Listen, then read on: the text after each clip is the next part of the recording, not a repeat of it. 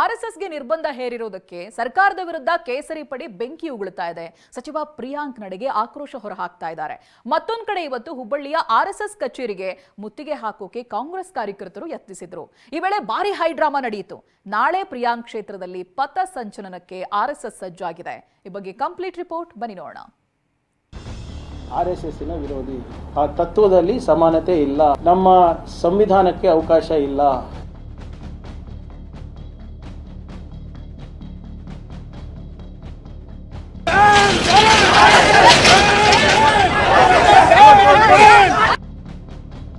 ಆರ್ಎಸ್ಎಸ್ಗೆ ನಿರ್ಬಂಧ ಹೇರಿದ್ದಕ್ಕೆ ಕೆರಳಿದ ಕೇಸರಿ ಪಡೆ.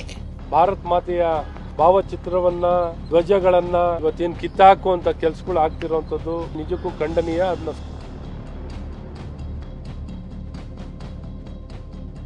ನಾಳೆ ಪ್ರಿಯಾಂಕ್ ಕ್ಷೇತ್ರದಲ್ಲಿ ಪಥಸಂಚಲನಕ್ಕೆ ಸಜ್ಜು.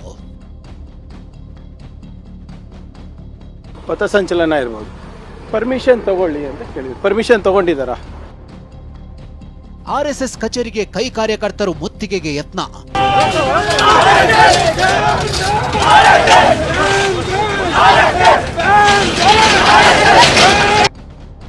ಆರ್ಎಸ್ಎಸ್ಗೆ ನಿರ್ಬಂಧದ ಕಿಚ್ಚು ಧಗಧಗಿಸ್ತಿದೆ.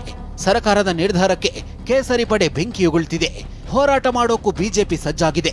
ಇದೇ ಹೊತ್ತಲ್ಲೇ ಇವತ್ತು ಹುಬ್ಬಳ್ಳಿಯಲ್ಲಿ ದೊಡ್ಡ ಹೈಡ್ರಾಮವೇ ನಡೆದೋಗಿದೆ. ಹುಬ್ಬಳ್ಳಿಯಲ್ಲಿರೋ ಆರ್ಎಸ್ಎಸ್ ಕಚೇರಿ ಮುಂದೆ ಹಂಗಾಮವೇ ನಡೆದು ಹೋಗಿದೆ.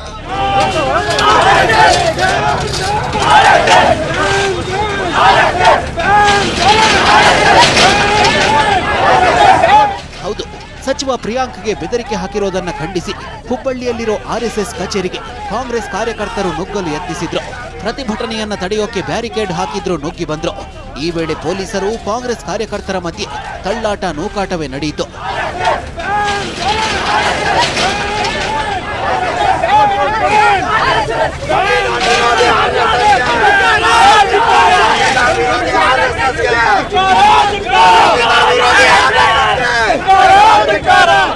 ಆರ್ಎಸ್ಎಸ್ ಕಚೇರಿಗೆ ನುಗ್ಗೋಕೆ ಯತ್ನಿಸಿದ್ದ ಪ್ರತಿಭಟನಾಕಾರರನ್ನ ಗೋಕುಲ್ ರಸ್ತೆಯಲ್ಲೇ ಪೊಲೀಸರು ತಡೆದ್ರು.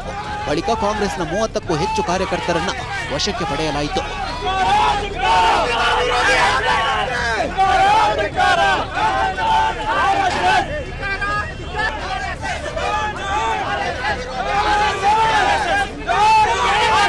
ಇದೆಲ್ಲ ಒಂದ್ ಕಡೆ ಆದ್ರೆ ಮತ್ತೊಂದ್ ಕಡೆ ಆರ್ಎಸ್ಎಸ್ ಸಮರ ಸಾರಿದೆ. ನಿರ್ಬಂಧ ಹೇರಿರೋದಕ್ಕೆ ಸಚಿವ ಪ್ರಿಯಾಂಕ್ ಖರ್ಗೆ ಕ್ಷೇತ್ರದಲ್ಲೇ ಕೌಂಟರ್ ಆಗಿ ಪಥಸಂಚಲನ ಮಾಡೋಕೆ ಸಜ್ಜಾಗಿದೆ. ನಾಳೆ ಪಥಸಂಚಲನಕ್ಕೆ ಅನುಮತಿ ಕೋರಿ ಆಯೋಜಕರು ಪತ್ರವನ್ನು ಬರೆದಿದ್ದಾರೆ. ಆದ್ರೆ ಅನುಮತಿ ವಿಚಾರದಲ್ಲಿ ಜಟಾಪಟಿ ನಡೆಯುತ್ತಿದೆ. ಇನ್ನು ಕಲಬುರಗಿಯ ಚಿತ್ತಾಪುರದಲ್ಲಿ ನಾಳೆ ಪಥಸಂಚಲನಕ್ಕೆ ಎಲ್ಲ ತಯಾರಿ ಮಾಡಲಾಗಿತ್ತು. ಆದ್ರೆ ಪಥಸಂಚಲನಕ್ಕೆ ಅಳವಡಿಸಿದ್ದ ಬಾವುಟ, ಬ್ಯಾನರ್ಗಳನ್ನ ಪುರಸಭೆ ಅಧಿಕಾರಿಗಳು ತೆರವುಗೊಳಿಸಿದ್ದಾರೆ. ಅನುಮತಿ ಇಲ್ಲದ ಕಾರಣ ಕ್ರಮ ಕೈಗೊಂಡಿದ್ದಾರೆ ಎನ್ನಲಾಗಿದೆ. ಇದನ್ನ ಖಂಡಿಸಿ ಆರ್ಎಸ್ಎಸ್ ಕಾರ್ಯಕರ್ತರು ಪುರಸಭೆ ವಿರುದ್ಧ ಧಿಕ್ಕಾರ ಕೂಗಿದ್ರು. ತಾಲೂಕು ಆಡಳಿತಕ್ಕೆ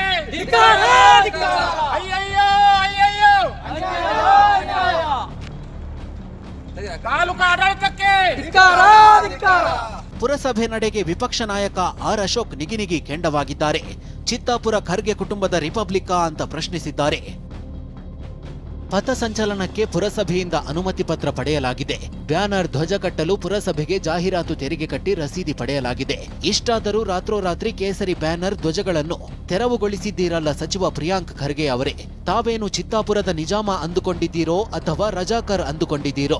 ಆರ್ಎಸ್ಎಸ್ ಬಗ್ಗೆ ವಿಷ ಕಾರಿದ್ರೆ ನಕಲಿ ಗಾಂಧಿಗಳನ್ನು ಮೆಚ್ಚಿಸಿ ಏನೋ ಆಗಿಬಿಡಬಹುದು, ಚಿತ್ತಾಪುರ ರಿಪಬ್ಲಿಕ್ ಮಾಡಿಕೊಂಡು ಬಿಡಬಹುದು ಎಂಬ ಕನಸು ಕಾಣಬೇಡಿ.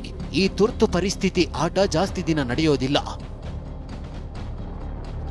ಪಥಸಂಚಲನಕ್ಕೆ ಶುಲ್ಕ ಕೊಟ್ಟು ಅನುಮತಿ ತೆಗೆದುಕೊಳ್ಳಲಿ ಅಂತ ಸಚಿವ ಪ್ರಿಯಾಂಕ್ ಖರ್ಗೆ ಕೌಂಟರ್ ಕೊಟ್ಟರು.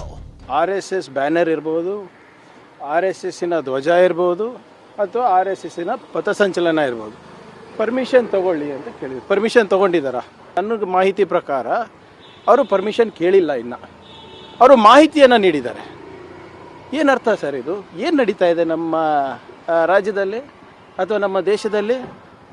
ನಾನು ಸುಮ್ಮನೆ ಒಂದು ಲೆಟರ್ ಕೊಟ್ಬಿಟ್ರೆ ನೀವು ಮೆರವಣಿಗೆಗೆ ಅಲೌ ಮಾಡಿಬಿಡ್ತೀರಾ ನನಗೆ? ಅನಧಿಕೃತ ಬ್ಯಾನರ್ ತೆರವು ಮಾಡಿದ್ದೀವಿ ಅಂತ ಸಚಿವ ಪ್ರಿಯಾಂಕ್ ಖರ್ಗೆ ಹೇಳಿದ್ರು. ಇದಕ್ಕೆ ಕೌಂಟರ್ ಕೊಟ್ಟ ಶಾಸಕ ಅಶ್ವಥ್ ನಾರಾಯಣ್, ಇದೇನಾ ನಿಮ್ಮ ನಡವಳಿಕೆ ಅಂದ್ರು.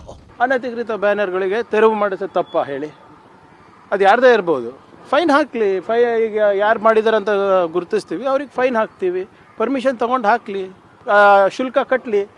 ಕಾರ್ಪೊರೇಷನ್ನಿಗೆ ಅಥವಾ ಮುನ್ಸಿಪಾಲ್ಟಿಗೆ ಅವರಿಗೆ ಹಕ್ಕಿಗೆ ಧಕ್ಕೆ ಬರೋ ರೀತಿಯಲ್ಲಿ ಇವತ್ತು RSS ಕಾರ್ಯಕ್ರಮಕ್ಕೆ ಭಾರತ್ ಮಾತೆಯ ಭಾವಚಿತ್ರವನ್ನು, ಧ್ವಜಗಳನ್ನು ಮನ ಬಂದಂತೆ ಇವತ್ತೇನು ಕಿತ್ತಾಕುವಂಥ ಕೆಲಸಗಳು ಆಗ್ತಿರೋವಂಥದ್ದು, ಅಡಚಣೆ ಮಾಡುವಂಥದ್ದು ನಿಜಕ್ಕೂ ಖಂಡನೀಯ. ಅದನ್ನ ಸಂಪೂರ್ಣವಾಗಿ ಖಂಡಿಸ್ತೀವಿ.